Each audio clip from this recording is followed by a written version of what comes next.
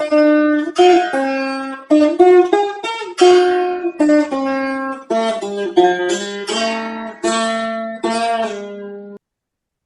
నమ శాంతాయ దివ్యాయ సత్యధర్మస్వరూపిణే స్వానందామృత తృప్తాయ సుందరాయ నమో నమ.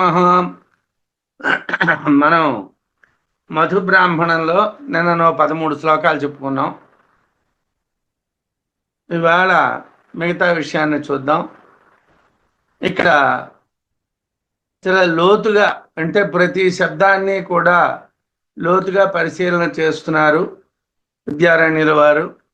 సురేశ్వరాచార్యుల వారి యొక్క ఆర్తికాన్ని అనుసరించి ఆత్మ అమృత బ్రహ్మ సర్వశబ్దై ప్రాక్ ప్రతిపాదితం వస్త్వస్య మధునస్తత్వం ఇది వాక్యార్థమీరితః.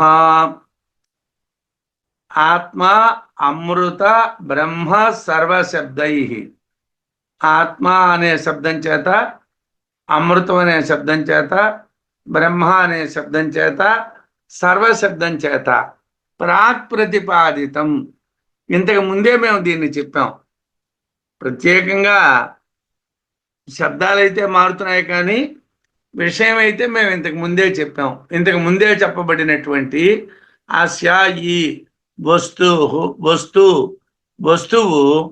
మధునః, మధువునకు తత్వమితి యథార్థ స్వరూపమని వాక్యార్థమీరితం, వాక్యార్థము చెప్పబడినది. ఈ ఆత్మ ఏమిటయ్యా అంటే కార్యమైనటువంటి మధువుకి యథార్థ తత్వము, అంటే కారణము. ఇదే మధు అనేటువంటిది ఏర్పడడానికి ఇదే కారణం. ఆత్మ అని, అమృతం అని, బ్రహ్మమని, సర్వమని ఇంతకు ముందు చెప్పబడినటువంటి ఈ వస్తువు మధువు యొక్క యథార్థ తత్వము అని వాక్యార్థాన్ని చెప్పారు. మధువు యొక్క తత్వము ఆత్మ అని ఈ శ్లోకం వరకు. ఇక్కడ మధు బ్రాహ్మణం అంటే కార్యాన్ని గురించి మాట్లాడుతున్నారు. అజాతశత్రు బ్రాహ్మణం, శిశు బ్రాహ్మణం, మూర్తామూర్త బ్రాహ్మణం, మైత్రేయి బ్రాహ్మణం, అన్ని చోట్ల కూడా కార్యమైనటువంటి జగత్తుని మనం తెలుసుకోవాలి. అన్ని చోట్ల మనం కార్యమైనటువంటి జగత్తుని తెలుసుకోవాలి. కారణమైనటువంటి పరమాత్మ ఆటోమేటిక్గా తెలియబడతాడు. ఉత్తరేష్వపి వాక్యేషు మధురూపమిదం జగతు బ్రహ్మాపి మధునస్తత్వం యోజయేద్ ఉక్తవర్త్మనా.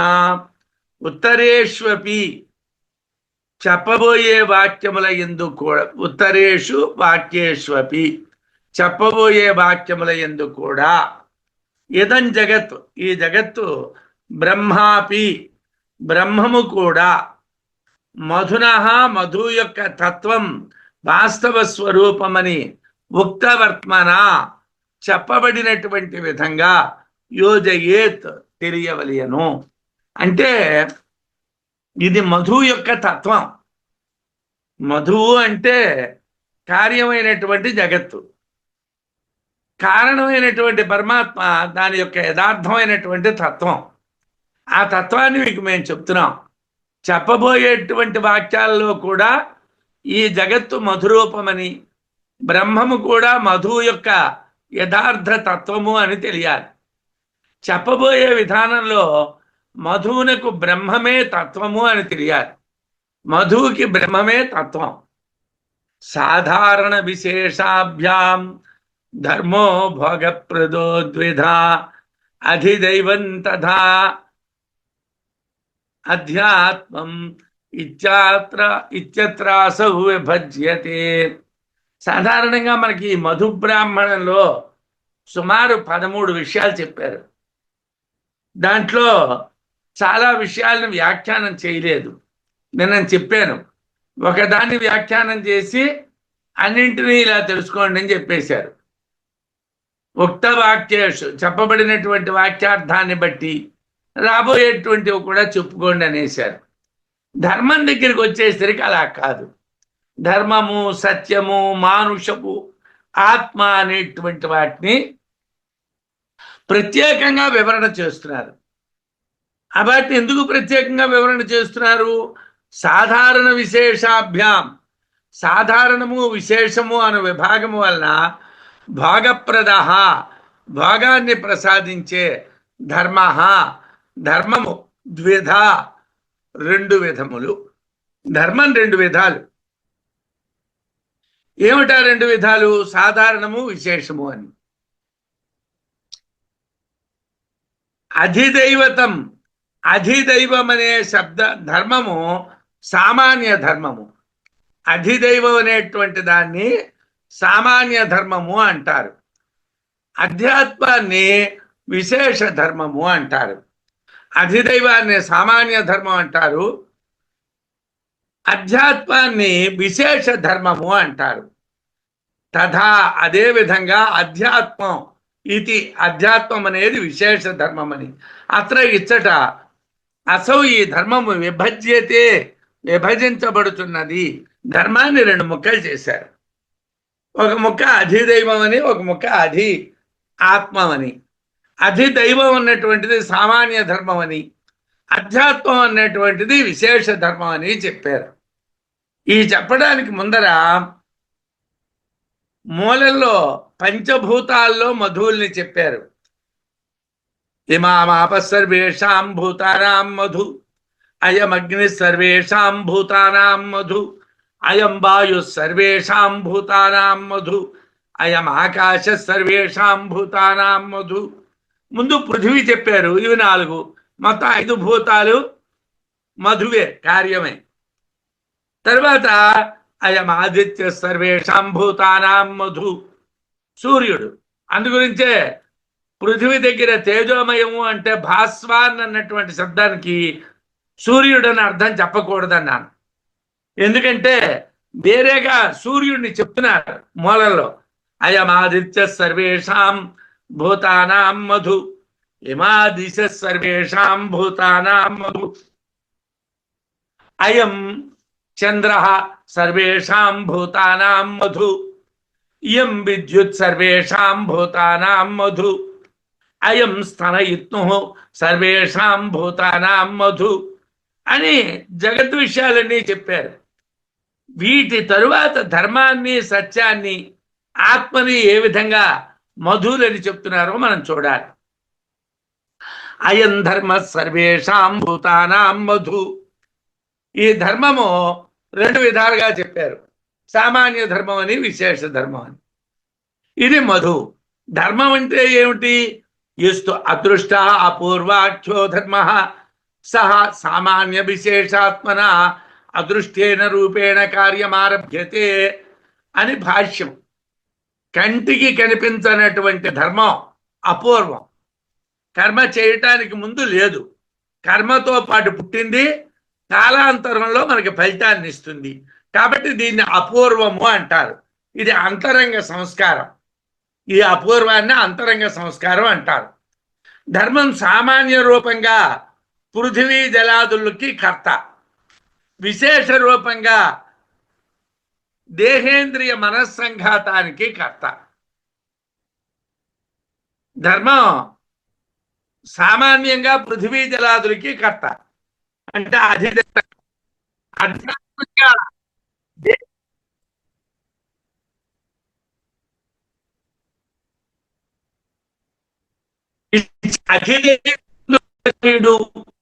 అధ్యాత్మమందు ధార్ముడు అని చెప్పబడ్డారు. అధిదైవంలో తేజోమయ, అమృతమయ అన్న పదాలే వాడారు. అధ్యాత్మంలోకి వచ్చేసరికల్లా ధార్మ అన్నారు. అంటే ఇవి కొద్దిగా వ్యాకరణం కష్టంగా ఉంటుందండి. ధర్మాన్ని ఆచరించే వాడిని ధార్ముడు అనాలి, అధర్మాన్ని ఆచరించేటువంటి వాడిని ఆధర్ముడు అనాలి. పదాలు కొద్దిగా డిఫరెంట్గా ఉంటాయి.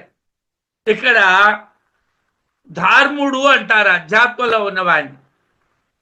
రెండు తేజోమయ అమృతమయాలే.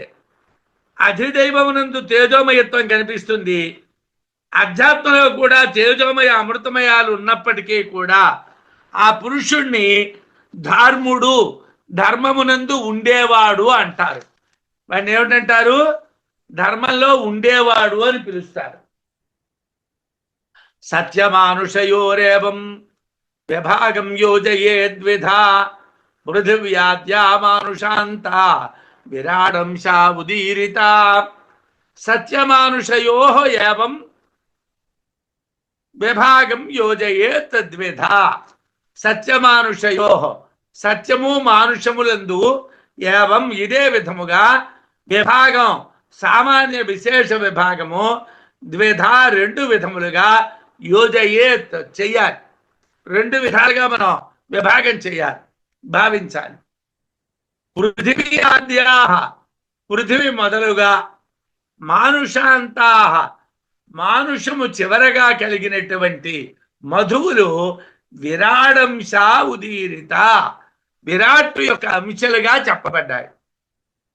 ఇప్పటి వరకు నేను చెప్పినటువంటి అన్నీ కూడా, అంటే ఇంతకు ముందు ఉన్నటువంటివి చెప్పాను, ఇప్పుడు కొత్తవి చెప్తున్నాను. 9 చెప్పాను. ధర్మం 10వ, సత్యం 11వ, మానుషం 12వ. ఇవన్నీ కూడా విరాట్ యొక్క అంశాలు. ఇవన్నీ విరాట్ అంశాలే. విరాట్ అంటే స్థూల దేహం, హిరణ్య గర్భుడు అంటే సూత్రాత్మ, సూక్ష్మదేహం. కాబట్టి ఇక్కడ పృథివీ ప్రారంభంగా మానుషాంతమైనటువంటి మధువులన్నీ కూడా విరాట్ యొక్క రూపములే. ధర్మమునందు వలే సత్యమునందు మానుషమందు కూడా సామాన్య విశేష విభాగం చెప్పాలి. పృథివీ మొదలైనటువంటి మానుషం వరకు చెప్పబడినటువంటివన్నీ కూడా విరాట్ యొక్క అంశాలు. ఇదం సత్యం సర్వేషాం భూతానాం మధు అని మూలం. కంటికి కనిపిస్తూ ఆచరింపబడేటువంటి ధర్మాన్ని సత్యము అంటారు. ఈ మాటలని కూడా బృహదారణ్యకం యొక్క భాష్యంలో భగవత్పాదులు చెప్పినటువంటి వాటికి అనువాదాలే. ఎందుకంటే మీకు నిన్ననే ఒక మాట చెప్పాను, స్వతంత్రంగా మాట్లాడడానికి మనకు అర్హత లేదు. మనం భగవత్పాదులు మాటలైనా చెప్పాలి, సురేశ్వరాచార్యుల వారి మాటలైనా చెప్పాలి, విద్యారణ్యుల మాటలైనా చెప్పాలి. కాబట్టి కంటికి కనిపిస్తూ ఆచరింపబడేటువంటి ధర్మాన్ని సత్యము అంటారు. పృథివీ జలాదులకు కారణమై వాటి అందు ఉన్నటువంటి సత్యాన్ని సామాన్య సత్యము అంటారు. అంటే అధిదైవాన్ని సామాన్య సత్యము అంటారు. దేహేంద్రియ మనస్సంఘాతంలో కారణ రూపంగా ఉన్నది విశేష సత్యం. సామాన్యమునందు తేజోమయ అమృతమయ అధిదైవం, విశేషమునందు తేజోమయ అమృతమయ ఆధ్యాత్మ రూపమైనటువంటి శరీరాన్ని సాత్యుడు అంటారు. సత్యమాచరతీతి సాత్య, సత్యాన్ని ఆచరించేవాడు సత్యుడు. సత్యుడు కాడు, సాత్యుడు. సాత్యుడు అని పిలువబడతాడు. అయితే ఇప్పుడు ఎంతవరకు చెప్పుకున్నాం? సత్యం వరకు చెప్పుకున్నాం. ఇంకా మానుషం ఉన్నది కదండి. ఇదం మానుషం సర్వేషాం మధు భూతానా, సర్వేషాం భూతానాం మధు అనేటువంటి మూలమంత్రం దగ్గర మానుష జాతి బాహ్యమని ఆధ్యాత్మికమని విభాగం చేయబడ్డాడు. ద్విపాత్తులు చతుష్పాత్తు రూపంలో ఉన్నటువంటి మనుష్యులు పశువులు అందరూ కూడా బాహ్యం అంటే సమిష్టి, అధిదైవము అని అర్థం. అధ్యాత్మలో ఉండేటువంటి ప్రత్యేక వ్యక్తి జాత్యభిమానం ఏదైతే ఉన్నదో అది అధ్యాత్మం. పృథివీ మొదలు ఇప్పటి వరకు చెప్పినటువంటివన్నీ కూడా దేనికి సంబంధించినటువంటివండి? విరాట్కి సంబంధించినటువంటివి. అంటే మధుబ్రాహ్మణంలో ఇంతవరకు 17 శ్లోకాల వరకు మనం చెప్పిందంతా విరాట్ రూపం, అంటే విరాట్ విషయం. ఇప్పుడు మనకి ఏం చెప్పాలండి? ఆత్మ విషయం చెప్పాలి. అయమేత్యే ఆత్మేతి నిర్దేశో విరాజో అభిమతంసిన హిరణ్య గర్భస్తత్రత్య ప్రోక్తస్తేజోమయోక్తిత. అయితే అయమాత్మ అన్నటువంటిది ఒక మంత్రం ఉన్నది, ఆ తర్వాత చెప్పుకుందాం. అర్థం ముందు చెప్పేసుకొని, అయమాత్మేతి నిర్దేశ, ఇది ఆత్మ అని నిర్దేశింపబడినది. విరాజ, విరాట్ యొక్క, అభిమత, అభిమాన రూపం, అంశిన, అంశము కలది. ఇప్పటి వరకు విరాట్ రూపాంశాన్ని చెప్పుకున్నాం. తేజోమయోక్తిత, తేజోమయం అనేటువంటి మాట చేతను అత్రత్య విరాట్టునందు గల హిరణ్యగర్భ, హిరణ్యగర్భుడు సూక్ష్మ శరీరము, లింగ శరీరము, సూత్రాత్మ, పురాక్త చెప్పబడిను. అయమాత్మ సర్వేషాం భూతానాం మధు అన్నారు. పృథివీ నుండి మానుషం వరకు అవయవ విభాగం చెప్పారు. అధిభూత, అధిదైవ, అధ్యాత్మ భేదం లేనటువంటిది. కార్యకారణ సముదాయ స్వరూప సమిష్టి రూప పురుషుడు ఆత్మ అని చెప్పారు. ఎవరండి ఆత్మ అంటే? ఆది భౌతికం, ఆది దైవికం, ఆధ్యాత్మికం అనేటువంటి భేదం లేనటువంటిది. కార్యకారణ సముదాయ స్వరూపము యొక్క సమిష్టి పురుషుడు ఆత్మ. ఇది కూడా భాష్యవాక్యమే. ఇందులో స్థూల దేహాభిమాని విరాట్, లింగ శరీరాభిమాని హిరణ్య గర్భుడు. ఆత్మకు ప్రత్యేకంగా అధ్యాత్మం ఉండదు. ఇంతకు ముందు చెప్పిన వాటిలో చెప్పబడకుండా మిగిలినటువంటి జీవుడే ఈ ఆత్మ. ఇతనిచే దేహేంద్రియ మనస్సంఘాతము అనుభవించబడుతుంది. ఈ జీవుడు భోక్త, దేహేంద్రియ మనస్సంఘాతము భోగ్యము. అంటే ఇక్కడ ఆత్మ అన్నటువంటిది ఏది చెప్తున్నది? జీవాత్మని చెప్తున్నారు. ఇక్కడ జీవాత్మని చెప్తున్నారు. విరాట్ హిరణ్య గర్భాఖ్య స్థూల సూక్ష్మ శరీరగ. విరాట్ హిరణ్య గర్భాఖ్య స్థూల సూక్ష్మ శరీరగ.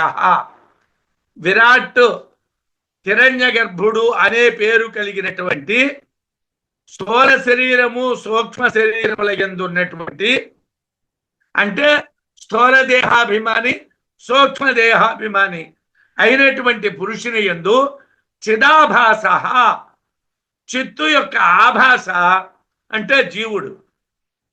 అత్ర ఇచ్చట యశ్చాయమాత్మ ఇత్యుక్త్యా, యశ్చాయమాత్మ అనేటువంటి మూలమంత్ర వాక్యం చేత అభిధీయతే చెప్తున్నారు. ఆత్మ చిదాభాసగా చెప్తున్నారు. అదేమిటండి? పరమాత్మని. పరమాత్మని డైరెక్ట్గా ఎలా తెలుస్తావయ్యా? ముందు నీకు జీవాత్మ తెలిస్తే పరమాత్మ తెలుస్తుంది. నువ్వు ఆభాసలో ఉన్నావు. ప్రతిబింబం తెలిస్తే బింబాన్ని తర్వాత చూడొచ్చు. ఏమండి? అహంకారంతో కూడుకున్నటువంటి చిదాభాసని జీవుడు అంటారు. మరి ఇంతకు ముందు కూడా అనుభూతి ప్రకాశంలో చెప్పుకున్నాం. ఇక్కడ స్థూల దేహాభిమాని విరాట్, సూక్ష్మదేహాభిమాని హిరణ్య గర్భుడు. ఈ విధమైనటువంటి పురుషుని యందు చిదాభాస అంటే జీవుడు, యశ్చాయమాత్మ ఇత్యాది మూలమంత్ర వాక్యం చేత చెప్పబడుతున్నాడు. ఏదైతే ఈ ఆత్మ అని చెప్తున్నారో అది మూలమంత్రం చేత చెప్తున్నారు. ఇక్కడ ఆత్మ అంటే స్థూల దేహాభిమాని విరాట్టు కాదు, సూక్ష్మదేహాభిమాని హిరణ్య గర్భుడు కాడు, చిదాభాస అయినటువంటి జీవుడు. ఇక్కడ ఆత్మ అన్నటువంటి శబ్దానికి చిదాభాస అయినటువంటి జీవుడు అని అర్థం చెప్పారు. ఇక్కడి నుంచి తలనొప్పి స్టార్ట్. ఏమిటైందయ్యా అంటే అపూర్వం, అనపర, అమధ్య, ప్రత్యగధ్య, ప్రత్యగ్యాధాత్మ విత్తయే సభా ఇత్యాదికో గ్రంథ సదృష్టాంతో అభిధీయతే. ఏమయ్యా, కొద్దిగా ఏడు వరకు చాలా సులభంగా చెప్పేశాం. మధువులన్నీ విరాట్ రూపాలని చెప్పేశాం. ఆత్మ అన్నటువంటిది చిదాభాస జీవుడు అని చెప్పేశాం. అయిపోయింది, సులభంగా అర్థమైపోయింది. అన్ని కార్యములు విరాట్ హిరణ్య గర్భుడు సూత్రాత్మ అయిపోయింది కదండి. చిదాభాసుడు జీవుడు. మరి ఇంకేముంటున్నదండి చెప్పవలసింది? జీవుడు కాదయ్యా తెలియవలసింది, పరమాత్మ తెలియాలి. పరమాత్మ ఎలా తెలుస్తాడండి? అపూర్వ, పూర్వము లేనిది, అనపర, పరము లేనిది, అమధ్య, మధ్యము లేనిది. అంటే పూర్వాపర మధ్య విభాగము లేనటువంటిది అయినటువంటి ప్రత్యేగాత్మ యొక్క యాథాత్మ్య యథార్థ తత్వము కొరకు చిదాభాస కావలసింది, ప్రత్యేగాత్మ కావాలి. ప్రత్యేగాత్మ ఎలా తెలుస్తుందండి అంటే ఆ ప్రత్యేగాత్మకి ముందేమీ లేదు, ప్రత్యేగాత్మ తర్వాత ఏమీ లేదు, ప్రత్యేగాత్మలో ఏమీ లేదు. మరి అది ఎలా తెలుస్తుందండి? దాని యొక్క యథార్థమైనటువంటి తత్వాన్ని తెలియటం కోసం సభా ఇత్యాదికో గ్రంథ. సభా ఇత్యాది అంటే మంత్రం, మూలమంత్రం. సభా ఇత్యాది మొదలైనటువంటి మూలమంత్ర విషయం సదృష్టాంత ఉదాహరణముతో కూడా అభిధీయతే చెప్పబడుచున్నది. ఏమిటా మూలమంత్రం అండి? సభాయమాత్మా సర్వేషాం భూతానాం అధిపతి సర్వేషాం భూతానాం రాజా అని మూలం. ఇది బృహదారణ్యకం మూలం మధు బ్రాహ్మణంలో. ఇక్కడ ఏముంటున్నది? సభ అయం ఆత్మ, సభ అయం ఆత్మ అన్నారు. ఏమిటయ్యా అది అంటే ముందు ముందు చెప్పబడకుండా ఆఖరి మధు పర్యాయములో ఏ ఆత్మ ఎందైతే ప్రవేశపెట్టబడ్డాడో ఆ ఆత్మ ఇచ్చట చెప్పబడుతున్నది. అజ్ఞానకాండలో ముందు ఆత్మ ప్రసక్తి ఉండదు, కార్యముల యొక్క ప్రసక్తే ఉంటుంది. ముందుగా చెప్పలేదు. ఆఖరిగా మధు యొక్క పర్యాయాల్లో అంటే ముందన్నీ ఏమిటి చెప్పాం? పంచభూతాలు చెప్పాం, సూర్యుడు చెప్పాం, చంద్రుడు చెప్పాం, దిక్కులు చెప్పాం. వాటెక్కడా కూడా అవన్నీ విరాట విషయాలే. ధర్మం చెప్పాం, సత్యం చెప్పాం, మానుష్యం చెప్పాం, అవన్నీ విరాట విషయాలే. ఇవన్నీ మాకు తెలుసండి. ఏమంటే నేను ప్రసంగాలు చేస్తున్నాను, ధర్మం కోసం మాట్లాడానండి అంటే నువ్వు విరాట్ విషయం మాట్లాడావు. సత్యం కోసం మాట్లాడానండి, విరాట్ విషయం మాట్లాడావు. రాముడు మానుషమైన ధర్మం కలవాడు. మానుషం అంటే ఏమిటి? ఆధ్యాత్మికమైనటువంటి మానుషమా, ఆది దైవికమైన మానుషమా?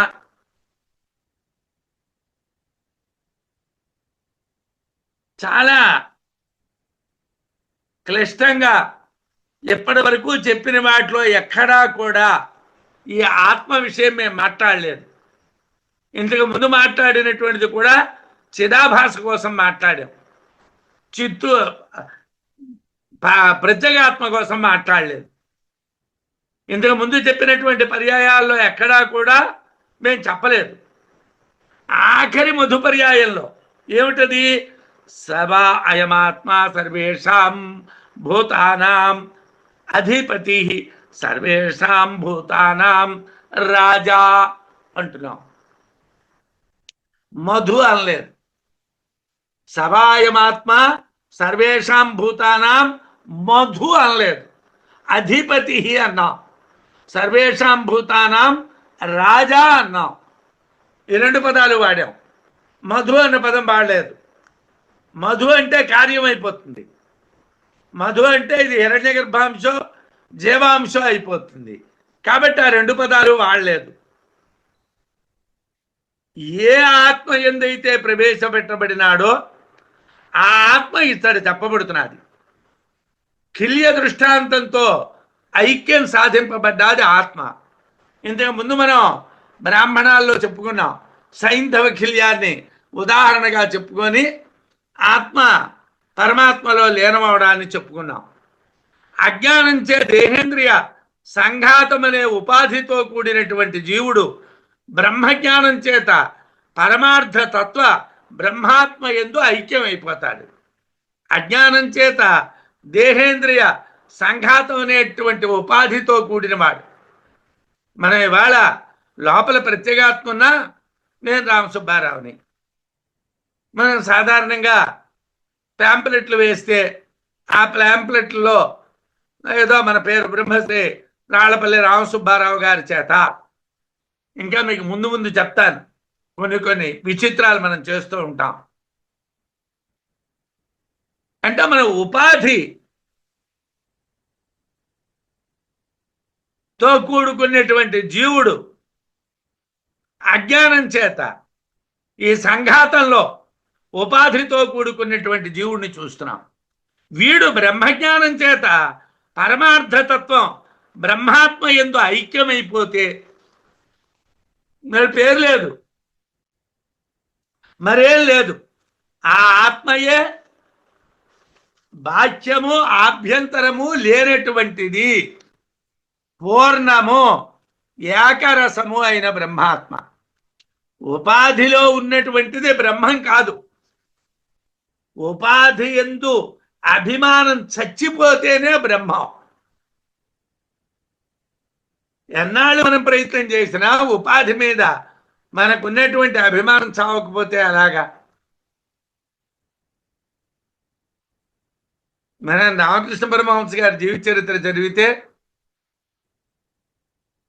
ఆయన దేన్నైనా తాకితే నడవలేట. ఒకవేళ కానీ ఆయన కట్టుకున్న బట్టకి డబ్బులు కడితే ఆయన కాలు పడదట. అంటే అంత వైరాగ్యం కావాలి. అంటే ఆటోమేటిక్గా మన ఇంద్రియాలు పనిచేయడం మానేయాలి. దేహేంద్రియ సంఘాత అభిమానంతో కూడుకున్నటువంటి ఉపాధి అజ్ఞానంతో కూడుకున్నది. అది నశించిపోయి బ్రహ్మాత్మ జ్ఞానం కలిగితే ఆ బ్రహ్మాత్మ జ్ఞానం వలన ఐక్యం పొందినప్పుడు ఆ ఆత్మే బాహ్యము ఆభ్యంతరము లేనటువంటిది, అబాహ్యము అనభ్యంతరము, పూర్ణమైనటువంటిది, ఏకరసమైనటువంటిది ఆ బ్రహ్మాత్మ. అదే సకల ప్రాణులకు ఆత్మ, అదే సకల ప్రాణులకి ఆత్మ, అదే ప్రత్యేగాత్మ, అదే పరమాత్మ. అది చెప్పడానికే సభా అయమాత్మ అనే మంత్రం ప్రారంభించారు. అది చెప్పడానికి, అంటే ప్రత్యేగాత్మని చెప్పడానికి, పరమాత్మని చెప్పడానికి, జీవాత్మని చెప్పడానికి కాదు. దేహేంద్రియ మనస్సంఘాతముతో కూడుకున్న ఉపాధిలో అభిమానం కలిగినటువంటి అజ్ఞాన దశలో ఉన్నటువంటి దాన్ని చెప్పడానికి కాదు. బ్రహ్మజ్ఞానం చేతను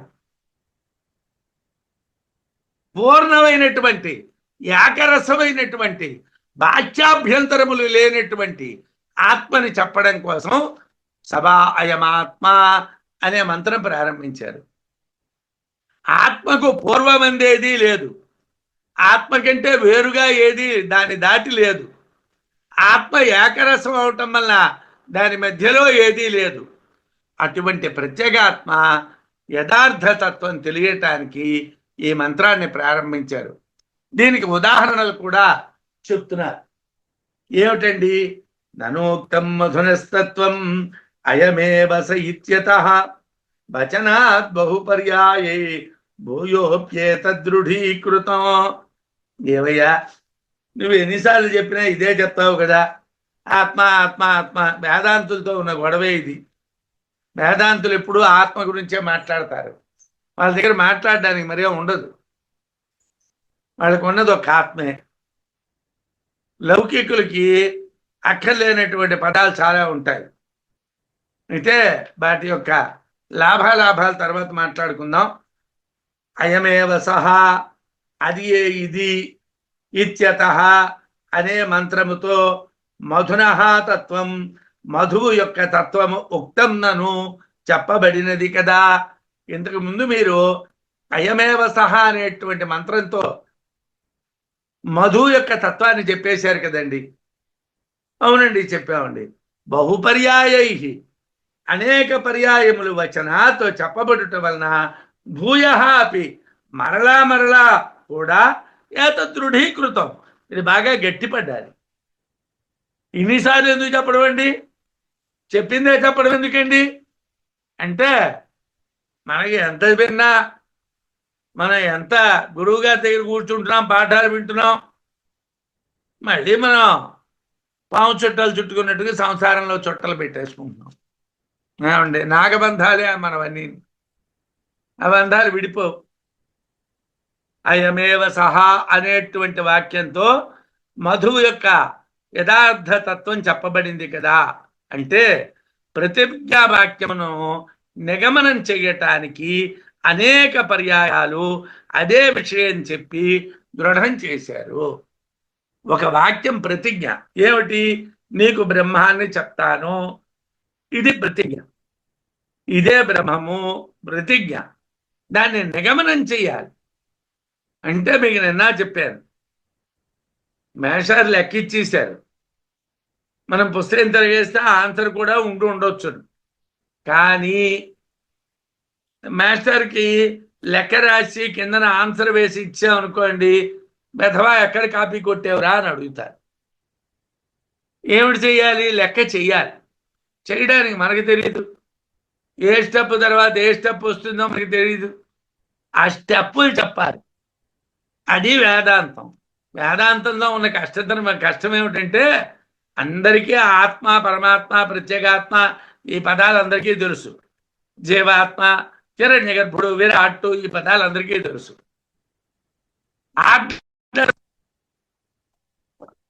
సిస్టమ్ ఈ సిస్టంలో ఏ క్రమంలో చెప్పాలి, ఎలా అర్థం చేసుకోవాలి? అయితే బాఢం ఏతావతా వస్తు సార్వాత్మ్యం స్యాత్ ప్రపంచితం తదేవాభివ్యచ్యతేధ విదుష ఫలరూపతః. ఇక్కడ యథార్థానికి మనకి ఏమిటి విద్యారణ్యుల వారు చెప్తూ ఉన్నటువంటిది? వేదాంత విషయం కదా, పరమాత్మ విషయం కదా. విదుష ఫలరూపతః, విద్వాంసుడైనటువంటి వాడికి ఫలరూపంగా ఏమిటి తెలియబడుతున్నది అంటే బాఢం. నువ్వు చెప్పినటువంటిది కరెక్టేనయ్యా, మేము అదే చెప్పాం. ఏమిటి చెప్పాం? పదే పదే ఆత్మే, ఆత్మే ప్రత్యేగాత్మ, ఆత్మే ప్రత్యేగాత్మ, ఆత్మే ప్రత్యేగాత్మ.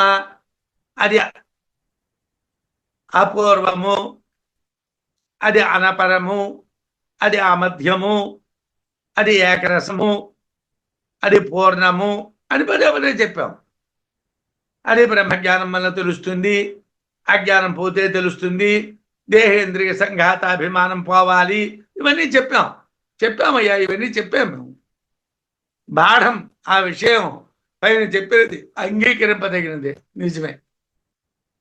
యాతావత అయమేవ సహా ఇత్యాదుల చేత వస్తు సార్వాత్మ్యం, ఆత్మవస్తువు అంతటా వ్యాపించినది అని ప్రపంచితం స్యాత్, విస్తరింపబడినది.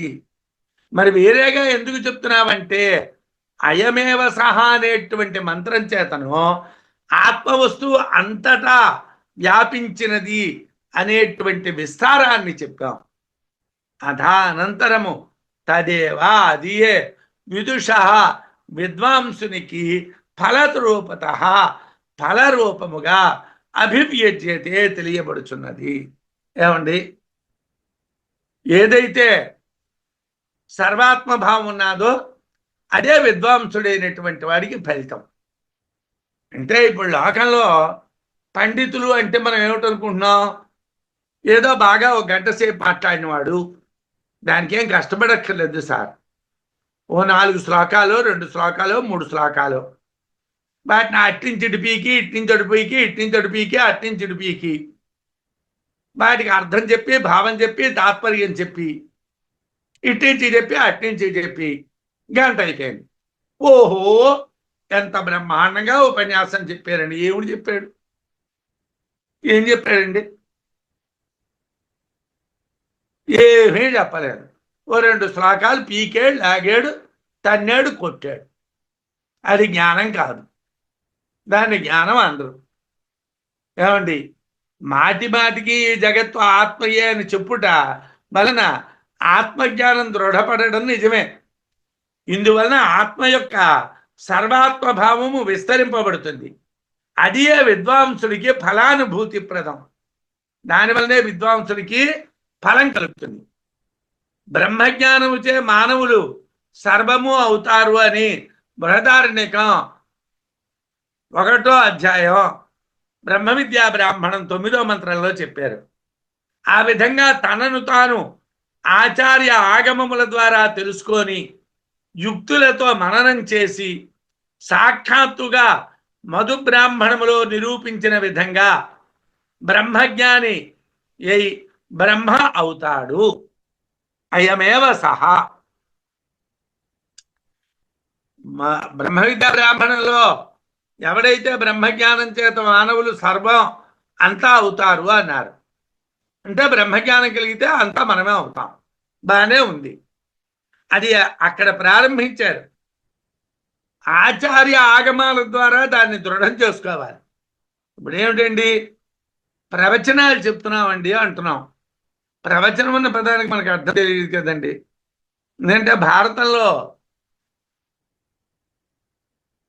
సనత్ కుమార సనత్ సుజాతి అని చెప్పడానికి ప్రారంభించినప్పుడు ప్రవచనం అంటే ఏమిటో చెప్పారు. ఏ ప్రవచనం యొక్క ప్రయోజనం ఏమిటో చెప్పారు. లౌకిక విషయాల వల్ల వచ్చే ప్రయోజనం అది అనవసరం. బ్రహ్మ విషయాలని ప్రవచనం చేయడం అంటే ఏమిటండి? అంటే చెప్పడం అండి కాదండి. కృష్ణం ఆచేతి ప్రవచన, దాని లోతు చెప్పాలి. లోతు ఎప్పుడు నువ్వు నువ్వు గంటలో ఏ లోతు చెప్తావయ్యా? ఇప్పుడు సుమారు 3 సంవత్సరాలు అవుతున్నది. 2 సంవత్సరాలు దాటిపోయింది. 3వ సంవత్సరం నడుస్తున్నది. అనుభూతి ప్రకాశంలో వివిధ అధ్యాయాల్లో సుమారు 2000 శ్లోకాలు మీకు చెప్పాను. వీటిలో ఒక్కొక్క శ్లోకానికి అనేక అర్థాలు ఉంటున్నాయి. దాంట్లోకి బృహదారణ్యకం దగ్గరికి వస్తే భాష్య వార్తికాన్ని మనం ఆధారంగా చేసుకో చూస్తే ఒక్కొక్క అక్షరానికి కూడా అర్థాలు అనేకాలు చెప్తున్నారు. ఒక గంటలో ఏం ప్రవచనం చెప్తున్నాడండి? నేను మాట్లాడుతున్నానండి. వాడి బ్రహ్మజ్ఞానం కలిగిపోయిందట, వీడు మాట్లాడేట. అసలు స్వాధ్యాయ ప్రవచన 2 పదాలు కూడా తైత్తరీయోపనిషత్తులో వాడారు. స్వాధ్యాయ ప్రవచన ఏవ నాకో మౌద్గల్య. స్వాధ్యాయ ప్రవచన 2 అన్నాడు. స్వాధ్యాయము అంటే వీడు వేదాన్ని అధ్యయనం చేయడం.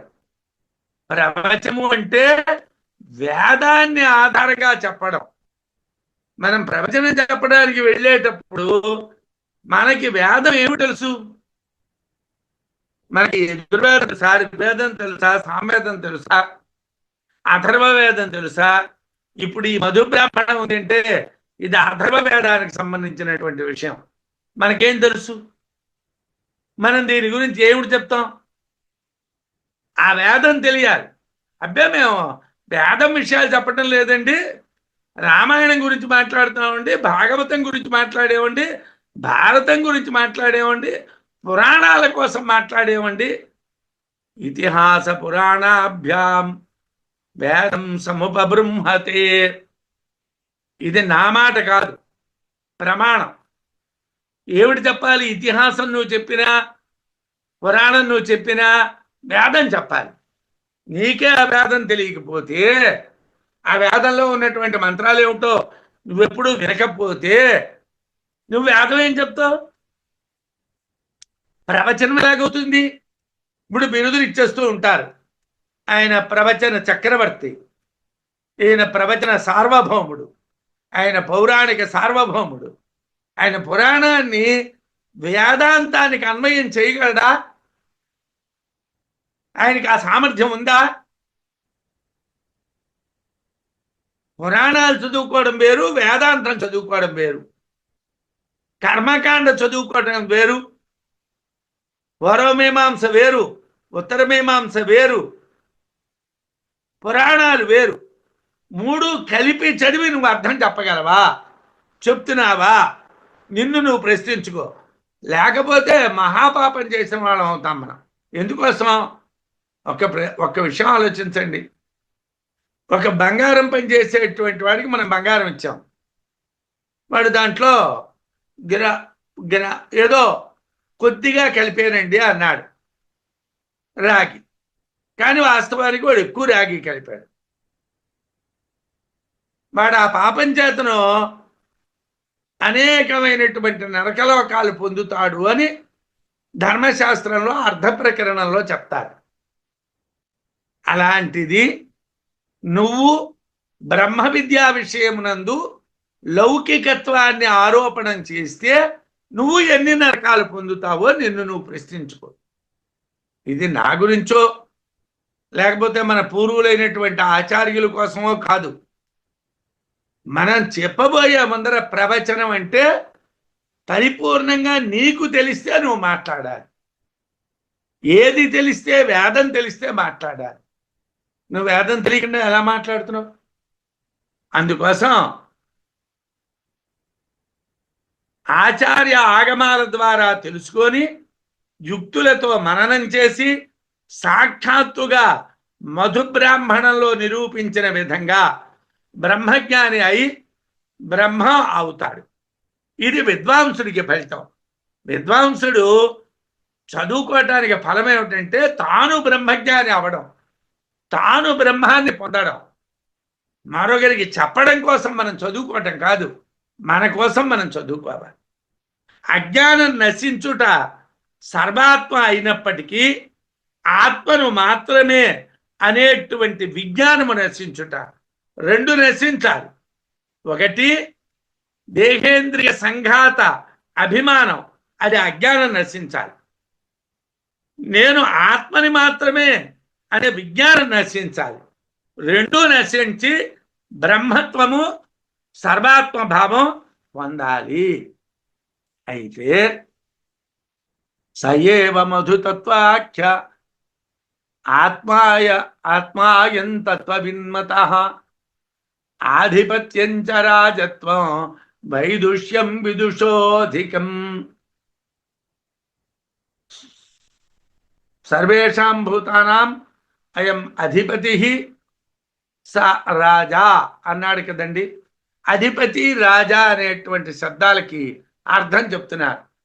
సహాయేవ, అది ఏ మధుతత్వాఖ్య, మధు యొక్క తత్వమనే పేరు గల అయం ఆత్మ, ఈ ఆత్మ తత్వవిన్మత, తత్వజ్ఞాని మార్గం.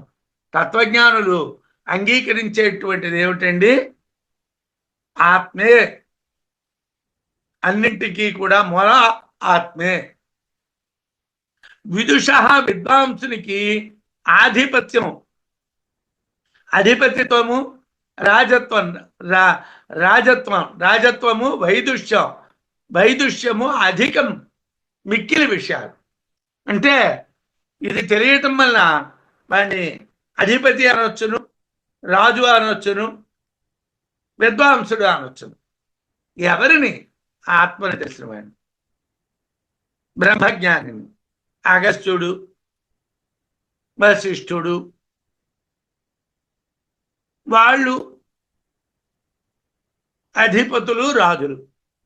అంతే తప్పించి ఏదో నేను మా శంకరమఠంలో రాళ్లపల్లి రామసుబ్బారావు గారు పురాణ చక్రవర్తి అనో బిరుదు, ఏదో మా గురదాడ గ్రంథాలయంలో పౌరాణిక సార్వభౌముడు అనో బిరుదు సంపాదించుకొని వీధిలో మాట్లాడితే నవ్వుతారు. మనని చూసి నవ్వుకుంటారు చదువుకున్న వాళ్ళు. చదువుకున్న వాడికి దీంతో గొడవ లేదనుకోండి, చదువుకున్న వాళ్ళు నవ్వుకుంటారు. అయమేవ సహా అని చెప్పినటువంటిదే సభ అయమాత్మ అని మూలమంత్రంలో చెప్పబడ్డాది. అది అవాక్యము, అనభ్యంతరము, అపరము అయినటువంటిది, పూర్ణమైనటువంటిది, ఏకరసమైనటువంటి ఆత్మను చెప్తుంది అని తత్వజ్ఞానులకు అభిప్రాయం. ఆ ఆత్మే సకల ప్రాణులకు అధిపతి, సకల ప్రాణులకు మహారాజు. ఆత్మే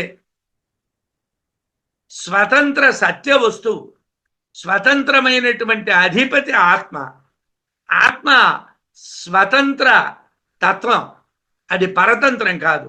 ఈ విధంగా ఆత్మను సాక్షాత్కరించుకున్నటువంటి బ్రహ్మవేత్త సకల ప్రాణులకు ఆత్మ, ఆడే సకల ప్రాణులకి ఆత్మ, ముక్తుడవుతాడు. ఇక్కడ బ్రహ్మజ్ఞానమే వైదుష్యం, జ్ఞానియే విద్వాంసుడు. బ్రహ్మజ్ఞానాన్నే పాండిత్యం అంటారు, కానీ పాండిత్యం అంటే శ్లోకాలకు అర్థాలు చెప్పడాలు కాదు. శ్లోకాలకు అర్థాలు చెప్పడాన్ని పాండిత్యం అనరు. పాండిత్యం అంటే బ్రహ్మజ్ఞానం. ప్రవచనకర్తల్లో బ్రహ్మవేత్త గొప్పవాడు. అతనికి సర్వాత్మభావం ఉండటం విశేష విషయం. వాడికి సర్వాత్మభావం ఉంటుంది.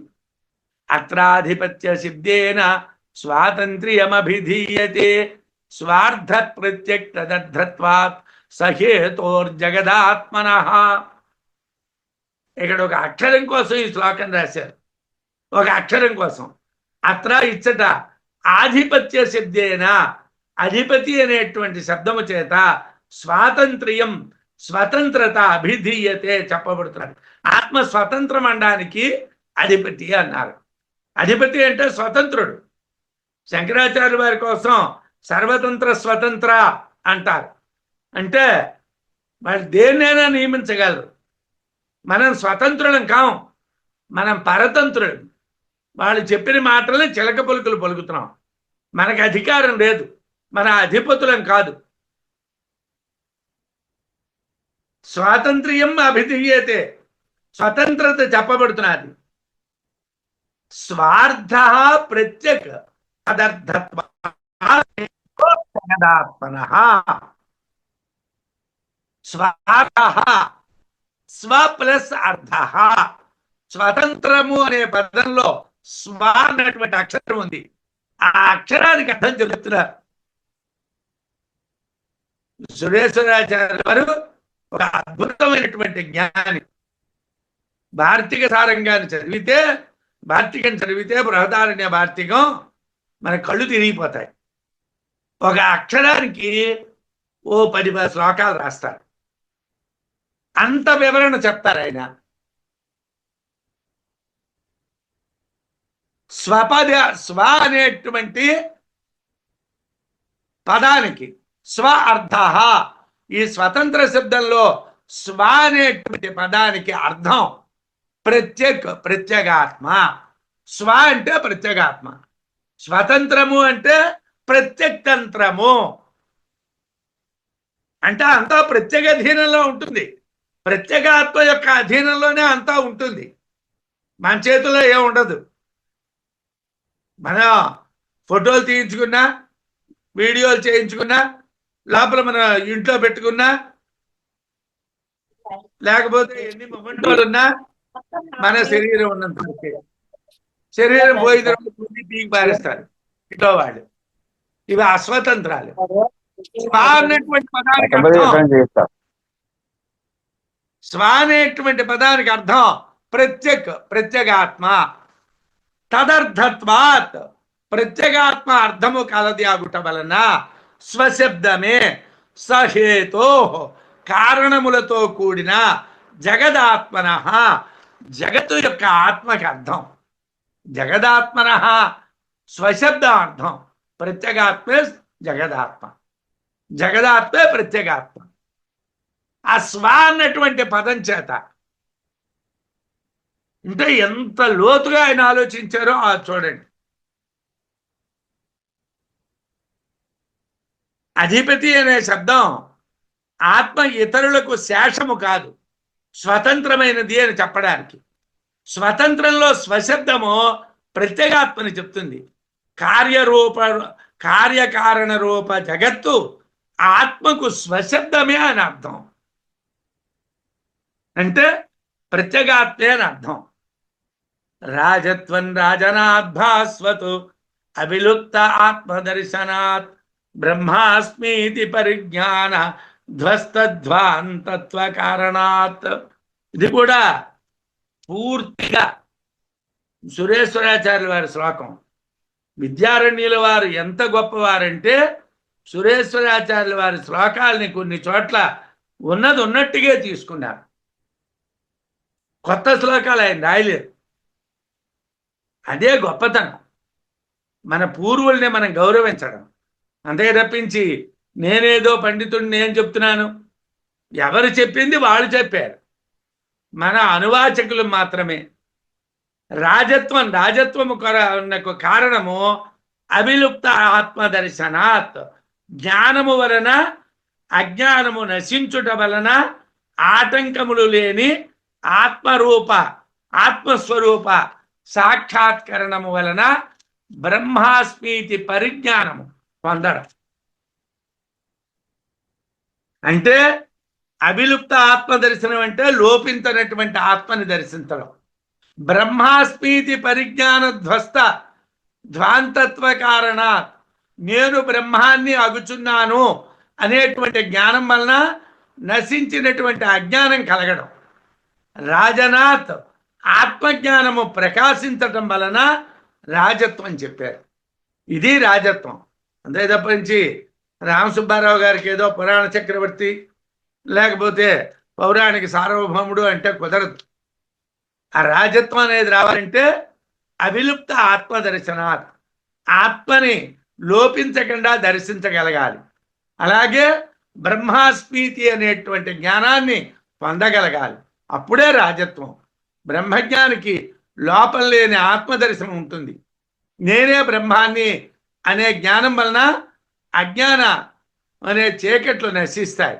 అందువలన నేనే బ్రహ్మమని ఆచార్య ఆగమ సంస్కారముల వలన ప్రకాశించడం చేత బ్రహ్మజ్ఞాని యందు రాజత్వం చెప్పబడ్డారు. భానా బ్రహ్మవిత్ రాజ్యేత్యుక్తిం అర్హత ఇత్యర్థ అని భాష్యవార్తికానికి ఆనందగిరి స్వామి వారు రాసిన వ్యాఖ్యలో రాశారు. భానాత్ బ్రహ్మవిత్ రాజ్యేత్యుక్తిం అర్హత ఇత్యర్థ. ఎవరైతే బ్రహ్మజ్ఞాని ఉంటాడో వాడు బ్రహ్మము చేత ప్రకాశిస్తూ ఉంటాడు కాబట్టి వాణ్ణి ప్రభువు రాజు అనడానికి అర్హుడు. వాణ్ణి అనడానికి అర్హుడు. బ్రహ్మజ్ఞానం చేత ప్రకాశించడం వలన బ్రహ్మవేత్త రాజు అనే పదంతో చెప్పడానికి అర్హుడు. యథార్థమైన స్వతంత్రుడైనటువంటి రాజు బ్రహ్మజ్ఞానే. ఎవరండి బ్రహ్మజ్ఞానే అసలైన రాజు? ఎందుకంటే ఏ రాజైనా ప్రజాపాపానికి లొంగి ఉండాలి, ప్రజలు చేసేటువంటి పాపాలకి లొంగి బతకాలి. కానీ బ్రహ్మజ్ఞానికి పాపం లేదు, ఏ పాపం అంటదు. అతడు స్వతంత్రుడు, అంటే ప్రత్యేగాత్మ ఎందే ప్రవృత్తి గలవాడు. అందువలన ఆధిపత్య రాజత్వాలు రెండూ కూడా బ్రహ్మజ్ఞానినే చెప్తాయి.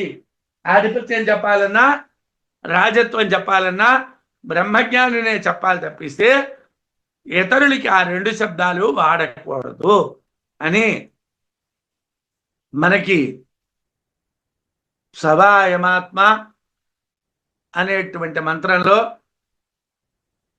సర్వేషాం అధిపతి సర్వేషాం రాజా అన్నటువంటి రెండు పదాలని చెప్పి వాటికి అర్థాలని చెప్పారు. అయితే ఇక్కడ ఉదాహరణలు ఉంటాయి. ఆ ఉదాహరణలు వాటిని సమన్వయం చేయడం అనేటువంటిది రాబోయే వారాల్లో చెప్పుకుందాం. స్వస్తి.